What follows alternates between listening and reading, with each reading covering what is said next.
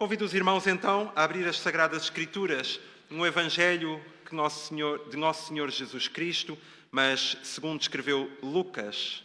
Lucas capítulo 14. Lucas capítulo 14. E lembrando estas perguntas que foram mencionadas agora, vamos fazer a leitura do versículo 15 até ao versículo 24. Lucas, capítulo 14, versículo 15 a 24.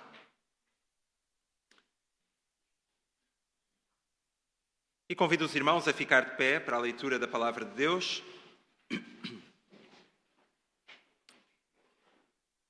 Ora, ouvindo tais palavras, um dos que estavam com ele à mesa disse-lhe: Bem-aventurado aquele que comer pão no reino de Deus.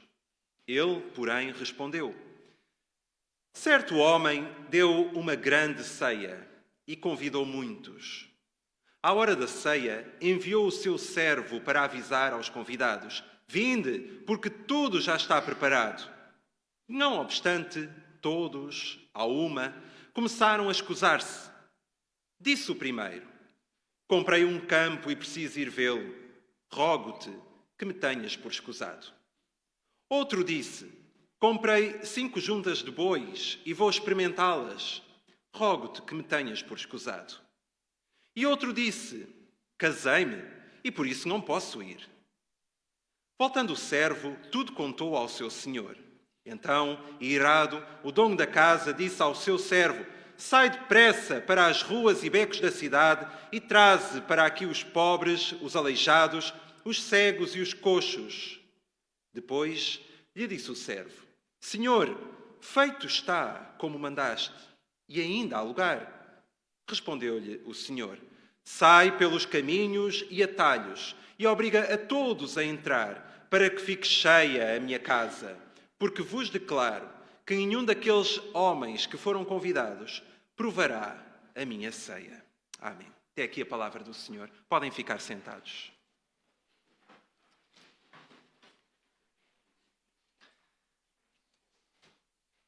Amados irmãos, se temos ouvido a voz do Espírito ao longo destes momentos em que aqui estamos juntos esta manhã, tão logo desde o início, o Senhor trouxe para a nossa reflexão nós pensarmos que é necessário aproveitarmos o tempo, conforme diz São Paulo aos Efésios, porque os dias que correm são maus.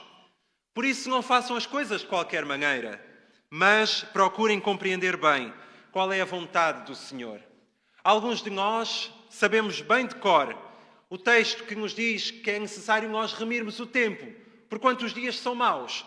Mas como é que nós estamos a viver para o Senhor?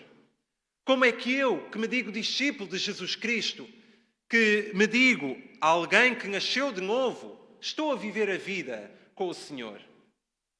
Nós temos diante de nós uma história do Senhor Jesus Cristo. O Senhor Jesus era muito criativo. Ele usava histórias maravilhosas para ajudar aqueles que o estavam a ouvir, ou agora nós que somos seus leitores, a pensarmos numa realidade muito profunda.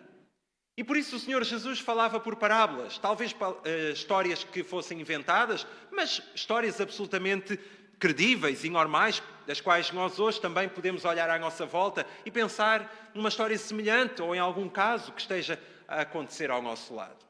E o Senhor Jesus estava reunido em casa de um dos principais dos fariseus. Se os irmãos atentarem para o versículo 1 do capítulo 14, diz: Aconteceu que, ao entrar ele num sábado na casa de um dos principais fariseus para comer pão, eis que o estavam observando. Encontramos aqui este grupo dos religiosos, aqueles que são muito importantes, aqueles que são os primeiros a serem convidados para um banquete, para uma ceia, para estarem sentados à mesa de alguém muito importante. Encontramos aqui os fariseus que, tal e qual como, por exemplo, os doutores da lei, eram aqueles que conheciam a lei escrupulosamente e que estavam sempre prontos para apontar o dedo a alguém que estivesse a falhar no cumprimento dessa lei, incluindo ao próprio Senhor Jesus. Jesus estava num dia de sábado. E nesse dia ele iria ter a necessidade de curar alguém que estaria a passar por uma doença terrível, a hidropicia. Alguém que estava hidrópico, alguém que tinha o seu corpo inchado, alguém que tinha o seu corpo a desfazer-se por dentro. E o Senhor Jesus, olhando para aquilo, sentiu necessidade de, com íntima compaixão, curar aquele homem. Eis que aí estavam os outros a acusar dele estar a curar num dia de sábado, que era impossível fazer isso. Mas a esses que estão sempre prontos para acusar os outros, que se colocam numa posição de juízes, são os mesmos a quem Jesus chama de hipócritas, ou de sepulcros caiados por fora, de branco, mas por dentro estão cheios de podridão. Mas o Senhor Jesus não se importava, porque em outra altura ele perguntava também: qual de vós, vendo o seu filho cair num poço, num dia de sábado, não o vai salvar? Então o Senhor Jesus estava ali naquela refeição. E estava a estabelecer esta conversação com os fariseus e outros que eventualmente ali pudessem estar. E por isso o versículo 15 deste nosso texto base diz: ouvindo tais palavras, um dos que estavam com ele à mesa disse-lhe: bem-aventurado aquele que comer pão no reino de Deus. Ah, irmãos, do que este homem foi falar? Ele foi falar do reino de Deus. E o Senhor Jesus usava precisamente histórias, usava precisamente parábolas para apontar para o reino de Deus. O próprio Senhor Jesus dizia que o seu reino não era deste mundo, mas era um reino eterno, um reino celestial. Porque se o seu reino fosse deste mundo, assim como ele falou para Pilatos, se o seu reino fosse deste mundo, ele iria pelejar pelas suas próprias forças, pelas suas capacidades. Tal como nós, que muitas vezes vivemos agarrados a este mundo, a esta peregrinação terrena, e pensamos que é pelas nossas forças, por aquilo que nós conseguimos ter ou fazer, que iremos ultrapassar as nossas dificuldades. Mas não, o nosso reino não é deste mundo. Nós fazemos parte de um reino celestial, o reino do Senhor Jesus Cristo. E por isso é o Senhor que combate por nós. E este homem foi falar acerca do reino de Deus e disse: feliz é aquele que comer o pão do reino de Deus. Feliz é aquele que, no dia do julgamento final, poder ter a certeza de que vai estar sentado à mesa com Deus, sentado à mesa com Jesus Cristo, sentado à mesa com os anjos, sentado à mesa com todos aqueles que são os salvos e remidos do Senhor. Nós aguardamos esse dia, amados irmãos. Aguardamos com fé, aguardamos com certeza, aguardamos com confiança esse dia bendito em que todos os remidos estarão sentados à mesa com o Senhor Jesus Cristo. Mas este homem foi dizer que era feliz o que comesse pão no reino de Deus. E o Senhor Jesus respondeu: certo homem deu uma grande ceia. Certo homem deu uma grande ceia e convidou a muitos. Então encontramos aqui um banquete. Se encontramos, por um lado, este homem a dizer que é feliz aquele que comer pão, ou seja, aquele que faz parte, aquele que é participante, aquele que está sentado à mesa de Deus, agora encontramos o Senhor Jesus a falar de uma festa.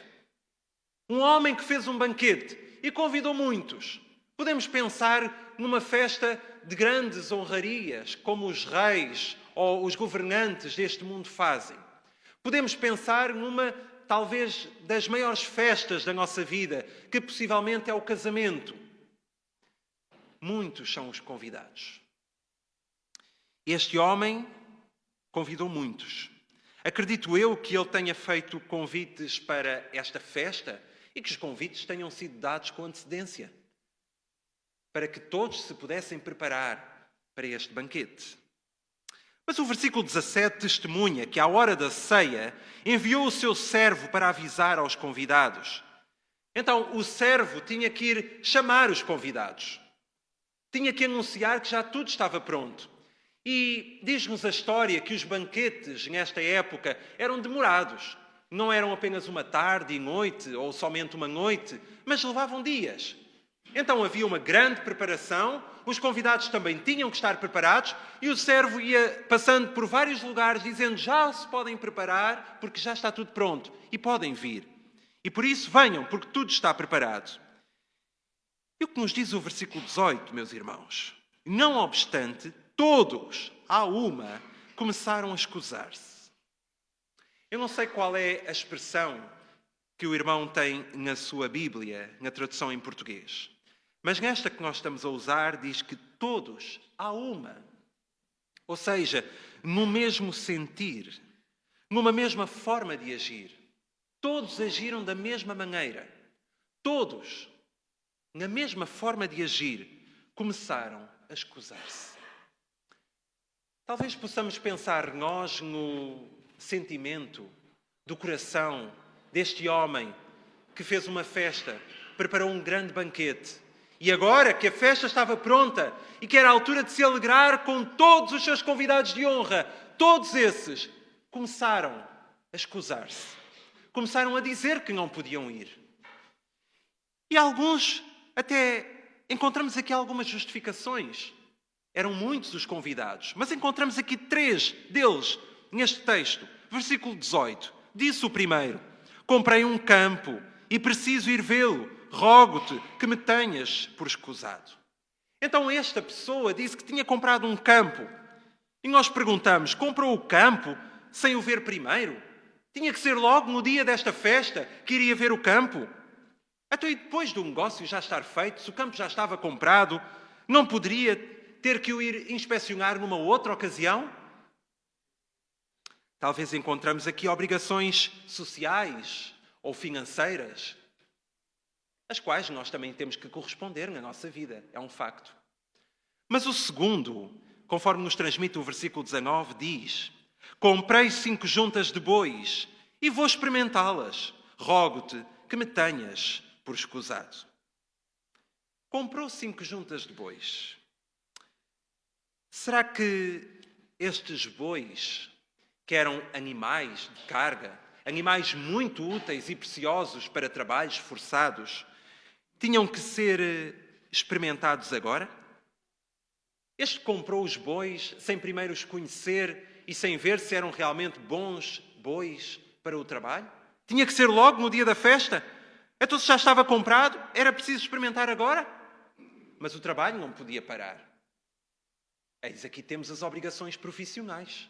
O trabalho não pode parar, as 5 juntas de bois são necessárias e ele não podia estar nesta festa.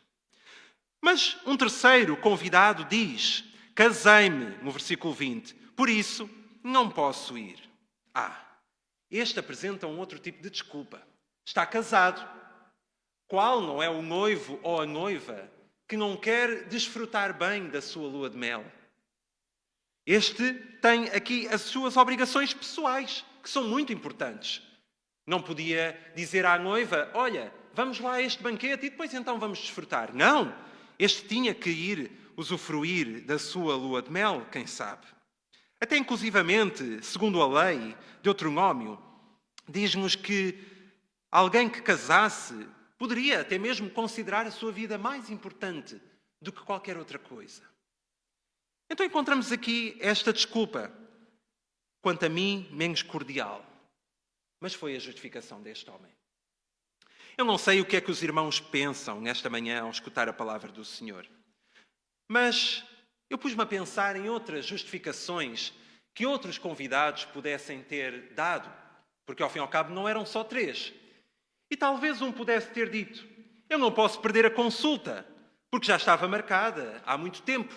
E foi difícil ter esta consulta. Rogo-te que me tenhas por escusado. Outra ainda pode ter dito: eu vou de férias. Já estão marcadas desde o ano passado e até estão pagas. Rogo-te que me tenhas por escusado. Outro ainda poderá ter dito: não vou poder ir. Será a competição do desporto do meu filho e vamos ver, porque ele esteve a preparar-se ao longo de todos estes meses. Rogo-te que me tenhas por escusado. E ainda um outro talvez tenha dito: eu vou ter que ir às compras e preparar a casa, porque amanhã será o aniversário do meu marido, que faz 50 anos. rogo-te que me tenhas por escusado. Outro ainda terá dito: vou trabalhar e já não consigo trocar o turno. Rogo-te que me tenhas por escusado. Outro talvez tenha dito: eu não vou aparecer lá de mãos vazias e ainda não recebi o ordenado. Rogo-te que me tenhas por escusado.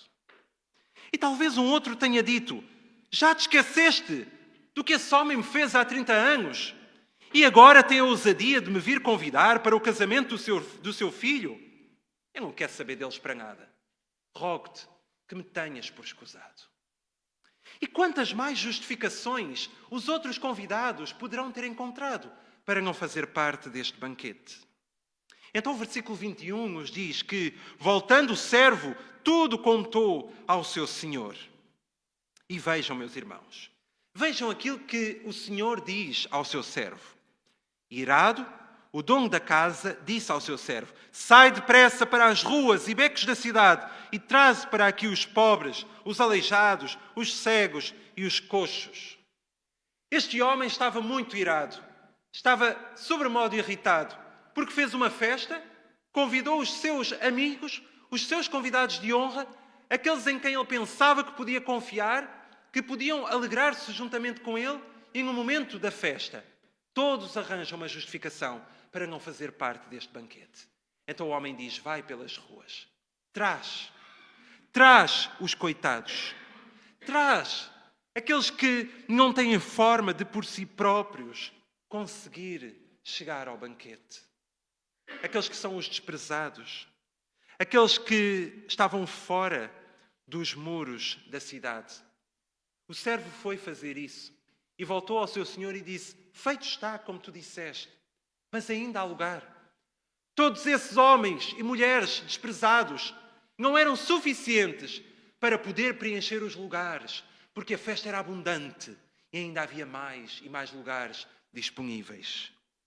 E no versículo 23 nós lemos: respondeu o Senhor: então, se ainda há lugares, sai pelos caminhos e atalhos e obriga a todos a entrar, para que fique cheia a minha casa.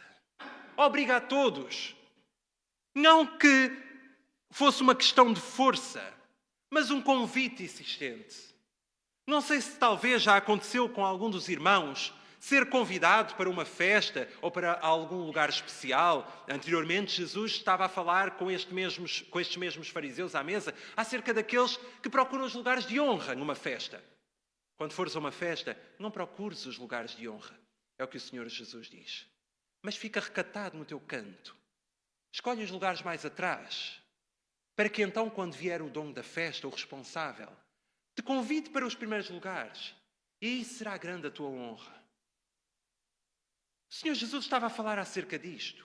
E talvez já tenha acontecido connosco ficarmos espantados quando achamos que não somos merecedores de tal honra, mas alguém nos convida, alguém nos presenteia. E nós ficamos de boca aberta. E nós encontramos aqui estes cegos, coxos, aleijados, que de modo algum se achavam dignos de estar numa festa destas, mas foram esses que foram convidados para estar nesse banquete. Nós olhamos para estes homens e mulheres que estariam fora dos muros da cidade de Jerusalém, indignos de fazer parte desta festa. Mas foram estes que foram convidados insistentemente para fazer parte desta mesma festa. E o versículo 24 nos diz: porque vos declaro que nenhum daqueles homens que foram convidados provará a minha ceia. Meus amados irmãos, talvez fosse importante nós respondermos à pergunta que foi feita inicialmente. Como é que nós estamos enquanto discípulos do Senhor? Neste dia, nós somos convidados a desfrutar de um banquete, a desfrutar da mesa do Senhor, pensando que é o Senhor Jesus que está aqui a servir-nos. Porque Ele disse que nós havíamos de fazer este mesmo memorial até ao dia em que Ele voltasse. E muitas vezes nós consideramos que somos nós mesmos aqueles que são os especiais. Mas quero-vos dizer que nós somos os pobres, os aleijados, os cegos, os coxos. Nós somos aqueles que estão pelos caminhos e atalhos da nossa vida, carentes da salvação e da graça do nosso Deus. E na sua eterna misericórdia, Deus faz um banquete e envia o seu servo, o Senhor Jesus Cristo, para nos convidar a fazer parte desta festa. O Senhor Jesus, ao olhar para Jerusalém, ele lamenta. E se os irmãos quiserem acompanhar aquilo que diz no versículo 34 do capítulo 13, o Senhor Jesus lamentando acerca daquilo que era a ação de Herodes, o rei terrível Herodes, a quem o próprio Jesus também chama de raposa, um animal imundo. O Senhor Jesus, no versículo 34, tem estas palavras: Jerusalém, Jerusalém, que matas os profetas e apedrejas os que te foram enviados. Quantas vezes quis eu reunir os teus filhos, como a galinha ajunta os do seu próprio ninho debaixo das asas, e vós não quisestes. Quantas vezes o Senhor Jesus quis reunir aqueles que são ou poderiam ser os seus filhos, e vós não quisestes. O Evangelho de João diz-nos que Jesus veio para os que eram seus, e os seus não o receberam. O Senhor Jesus veio para dar a sua vida. E quando nós proclamamos, quando nós cantamos que amamos a mensagem da cruz, é esta mensagem de que Jesus veio dar a sua vida em resgate de muitos. Mas os seus não o receberam. Mas a palavra do nosso Deus também nos testifica que a todos quantos o receberam, a todos quantos creram nele, aqueles que entregaram a sua vida a Jesus Cristo, tu e eu, que recebemos o Senhor Jesus, ele mesmo deu-nos o poder de sermos feitos filhos de Deus. Amados irmãos, nesta manhã sentamo-nos à mesa do Senhor e podemos olhar para Jesus Cristo, que é a verdadeira oferta de Deus. Não foi bem recebido pelos seus, mas a todos quantos o receberem, ele dá o poder de serem feitos filhos de Deus. Se tu esta manhã ainda não recebeste o Senhor, eis que é o momento de acederes a este convite.